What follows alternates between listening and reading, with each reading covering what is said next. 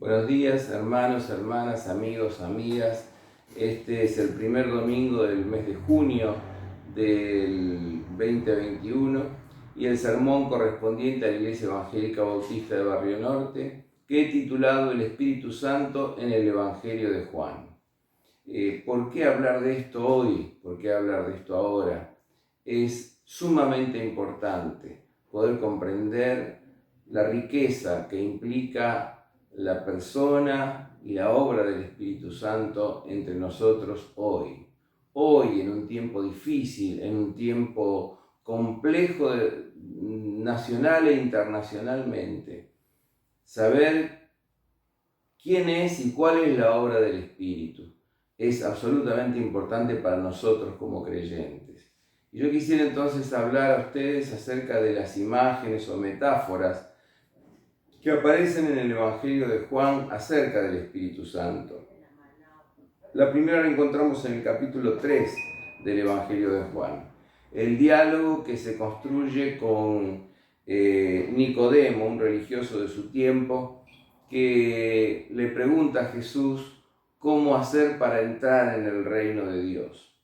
Y bueno, Jesús le dice en el versículo 5, el que no nace del agua, ¿qué es el espíritu? Hay una endíadis allí. El que no nace del agua, ¿qué es el espíritu? No puede ver el reino de Dios. Y aquí encontramos la primera imagen, el agua. El espíritu es representado como agua.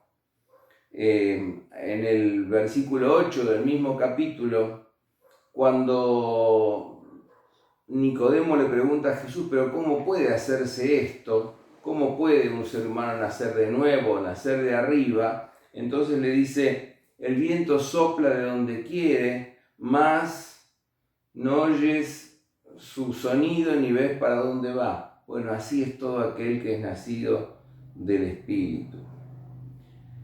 Bien, en el capítulo 4 vuelve la imagen del agua, ¿no es cierto? Le dice a la mujer samaritana, todo el que beba del agua de este pozo volverá a tener sed, pero el que beba del agua que yo le daré no tendrá sed jamás.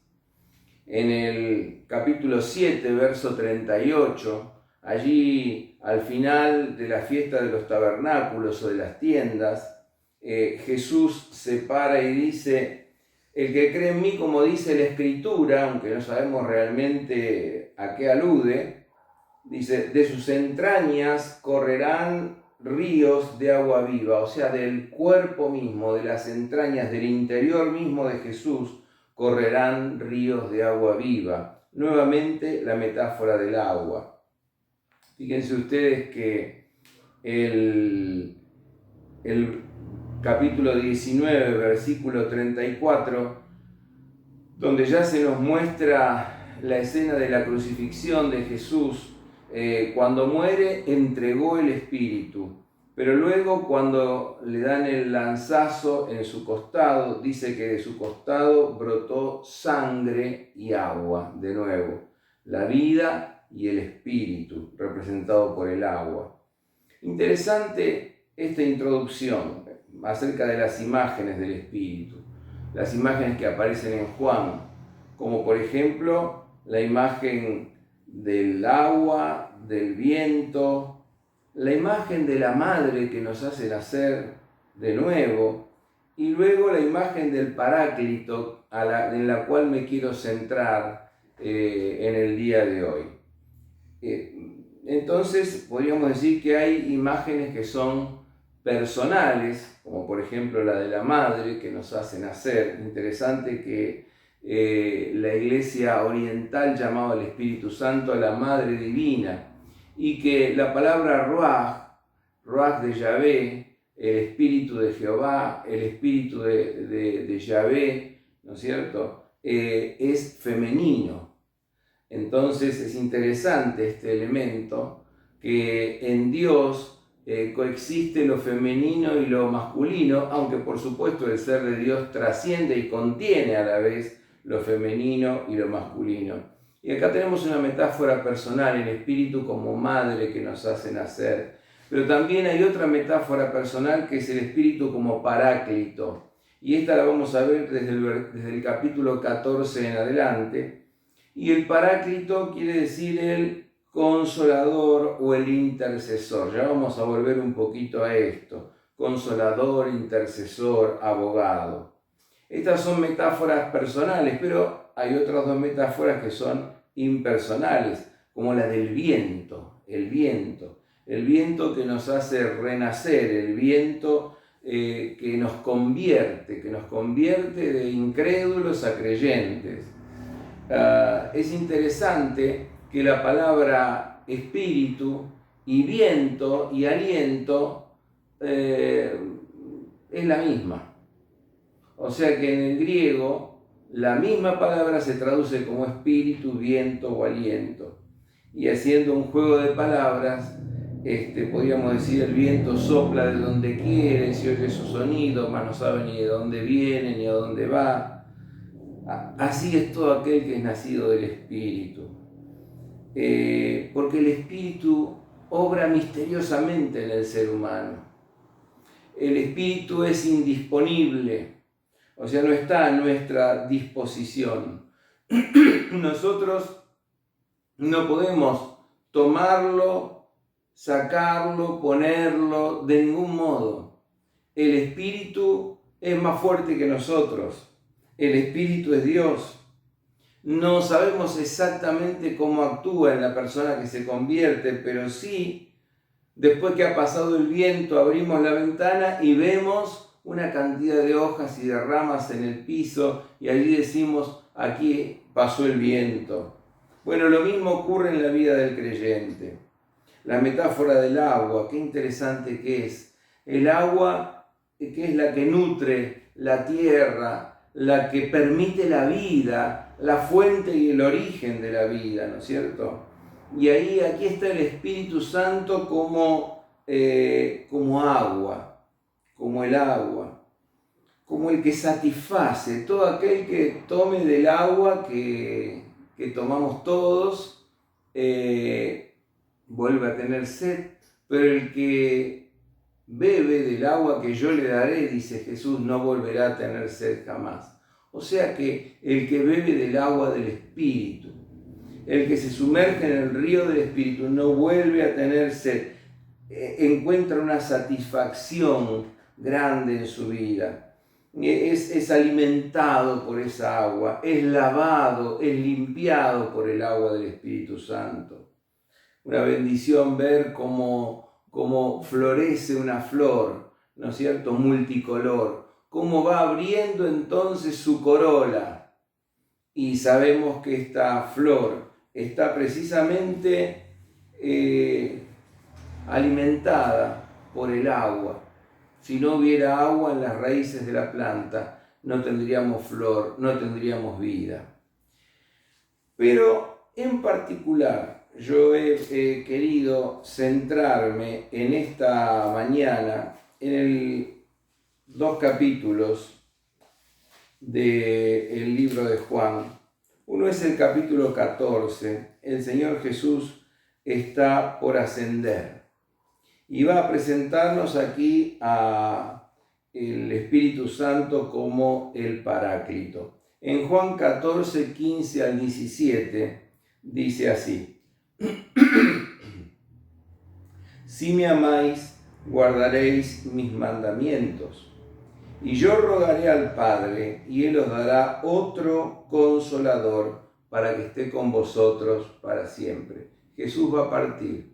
Pero dice, yo rogaré al Padre y Él os dará otro Consolador para que esté con vosotros para siempre. Es decir, el Espíritu de verdad, a quien el mundo no puede recibir porque ni le ve ni le conoce, pero vosotros sí le conocéis porque mora con vosotros y estará en vosotros. No os dejaré huérfanos. Qué pasaje interesante, ¿no es cierto?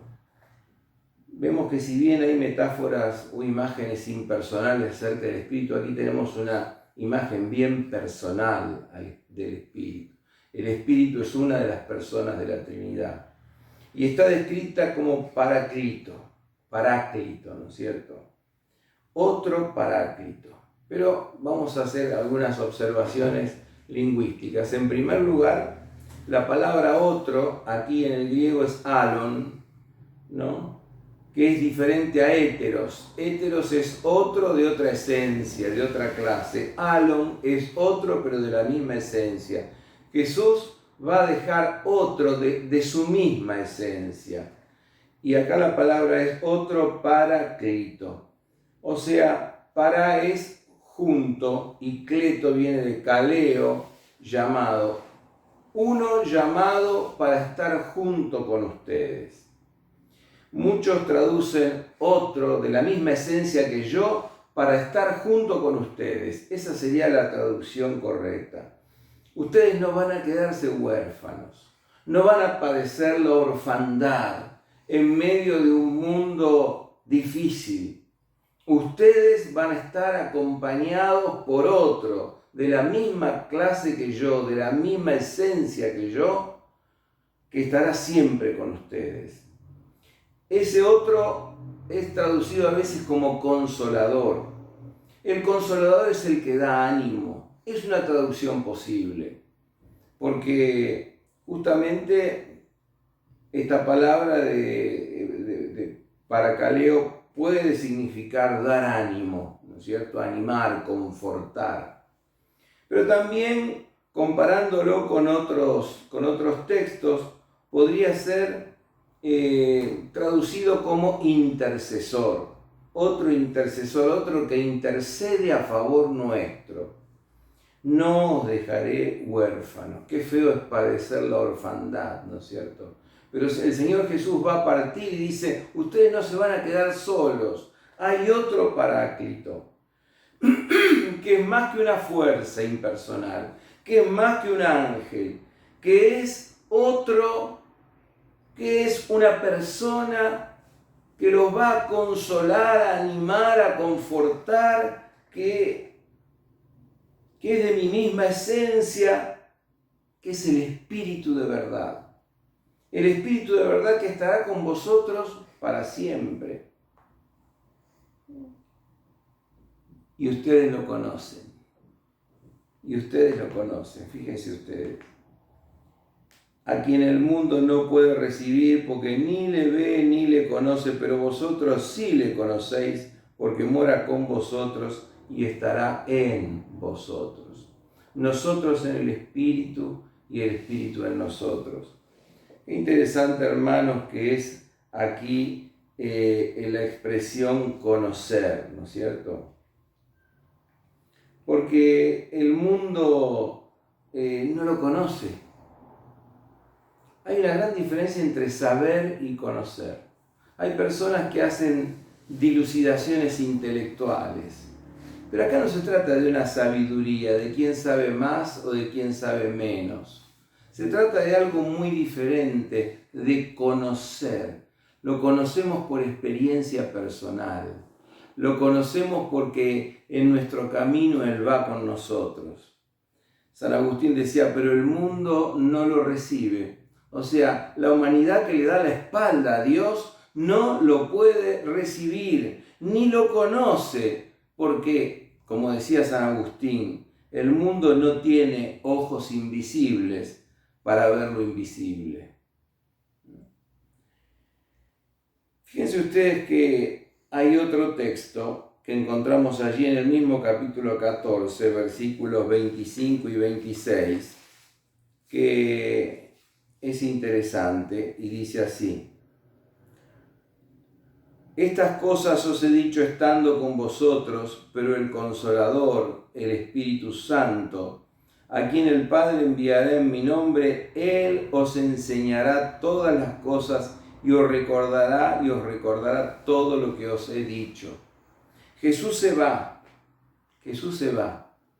Pero ¿acaso los discípulos, porque no vieron a Jesús, o los que no vieron a Jesús, o los que estuvieron caminando con Él sobre la faz de la tierra, cuando se fue Jesús, ¿tuvieron acaso un conocimiento menor que el que tenían del Jesús mientras caminaba con ellos por la tierra? No, de ninguna manera tuvieron un conocimiento mayor. ¿Y saben por qué? Porque después de las apariciones del resucitado a los discípulos, a los apóstoles, y después del Pentecostés, cuando el Espíritu Santo cayó sobre los judíos en el capítulo 2 de Hechos, sobre los samaritanos en el capítulo 8 de Hechos, sobre los gentiles en el capítulo 10 de Hechos, cuando el Espíritu Santo vino a ellos, ellos comenzaron a ser enseñados por el Espíritu Santo acerca de todo lo que vivieron con Jesús. Y el Espíritu Santo fue el que les recordó todas las cosas que Jesús había hecho y había dicho y les había enseñado.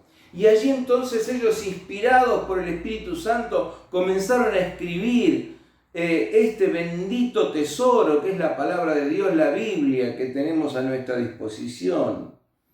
Entonces comenzaron no solo a recordar, sino a conocer más acerca de Cristo. A veces no lo vemos a Cristo porque no dejamos que el Espíritu Santo obre en nuestros corazones. Nosotros no lo vemos al Espíritu. Eso es interesante decirlo. Pero sin embargo, aunque nosotros no vemos al Espíritu, nosotros a través del Espíritu podemos ver y conocer mejor a Cristo. El Espíritu es como nuestro ojo. Nosotros no vemos nuestro ojo a no ser que nos miremos en el espejo. Pero sin embargo, con nuestro ojo, nosotros podemos ver con mayor claridad el mundo. Es como, el Espíritu es como la atmósfera cuando está despejada, cuando no hay nubes, y permite que el sol nos caliente y nos irradie con todo su calor. El Espíritu es como esa atmósfera que en una noche de luna llena, donde no hay nubes, donde está todo despejado, nos permite ver la hermosura de la luna llena. Bueno, así es el Espíritu, nos permite ver mejor a Cristo, nos permite conocer mejor a Cristo, nos recuerda todo lo que Cristo enseñó, nos lleva al Señor Jesucristo. Ahora, esa enseñanza que el Espíritu hace del Señor Jesucristo es en el camino, mientras nosotros vamos caminando. No es sentados en un aula aprendiendo de teología. No es meramente sentados a los pies de un maestro aprendiendo sabiduría. Es conociéndolo mientras vamos en el camino, porque saber es diferente a conocer. Conocer tiene que ver con conocerlo en la práctica, en el camino de la vida. En el capítulo 15 de Juan, versículos 26 y 27, dice: cuando venga el Consolador, a quien yo enviaré del Padre, es decir, el Espíritu de verdad que procede del Padre, Él dará testimonio de mí, y vosotros daréis testimonio también, porque habéis estado conmigo desde el principio. Dar testimonio de Jesús. El Espíritu da testimonio de Jesús, y los discípulos están llamados también a dar testimonio de Jesús, porque viven en el Espíritu. Esto para nosotros como discípulos implica no solamente hablar de Cristo, sino implica también vivir como Cristo vivió. El Espíritu Santo da testimonio de Jesús. El discípulo da testimonio de Jesús ante las persecuciones, ante un mundo que rechaza los valores que Dios nos enseña, ante un mundo que le da la espalda. Bueno, tanto el Espíritu como los discípulos estamos llamados a dar testimonio, a ser testigos. Y la palabra testimonio y testigo traduce un término que es martureo, marturein, el verbo testimoniar, testificar, de donde viene la palabra mártir, aún con la vida. Bueno, el versículo 13 del capítulo 16 finalmente dice algo muy importante acerca del Espíritu Santo y dice,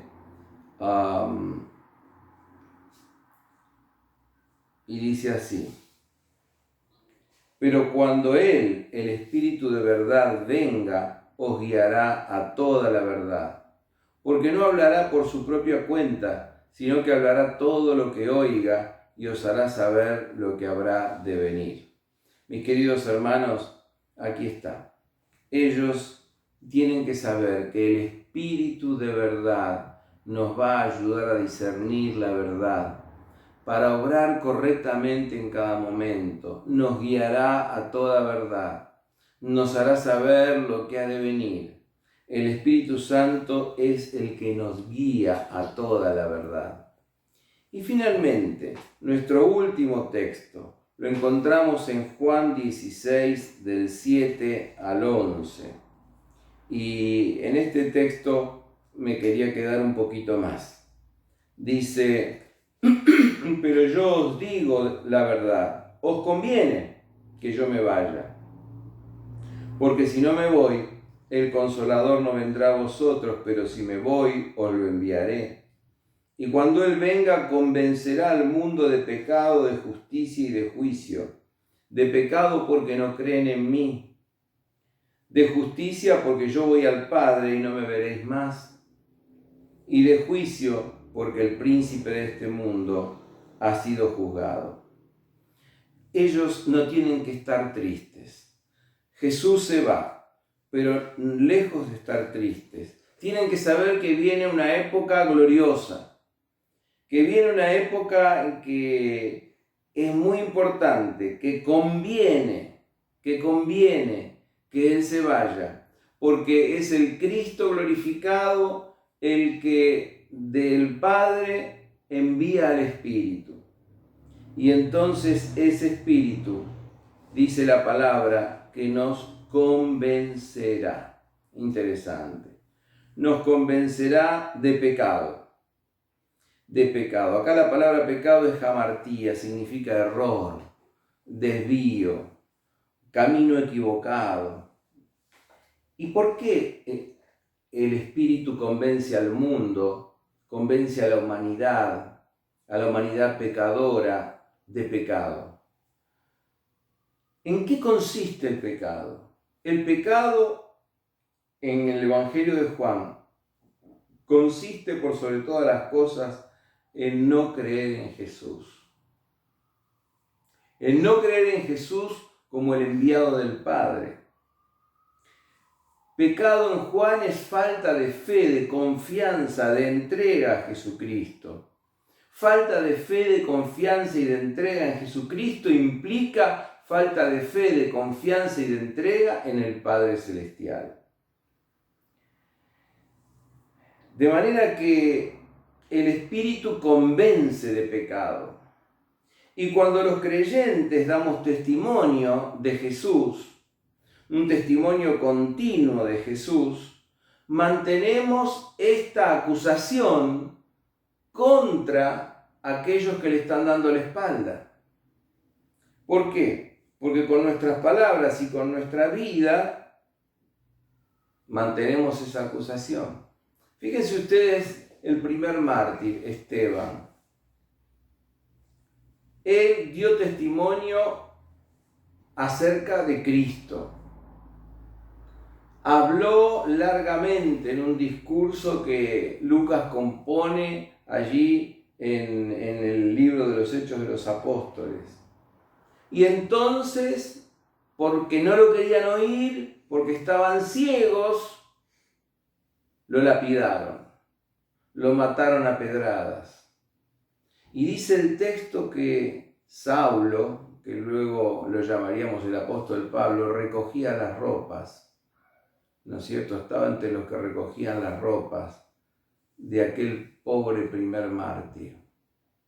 Pero entonces lleno de hostilidad, lleno de ira, lleno de bronca, Pablo consigue cartas para ir a perseguir a los cristianos, cartas de parte de las autoridades, y emprende el camino a Damasco. Pero en el camino a Damasco, Dios se le cruza en el camino. Vaya a saber las imágenes que habrían quedado en la mente de Pablo. Al ver a un hombre justo, decir la verdad y practicar la verdad.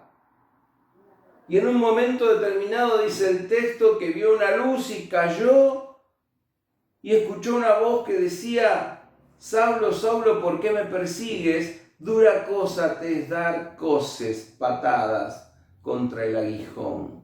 Te estás lastimando. Hermanos, el Espíritu Santo nos convence del pecado, de no creer en Jesús, de no caminar con Jesús. Pero también nos convence de justicia. ¿Y en qué sentido de justicia? Porque el mundo crucificó a Cristo como un malhechor.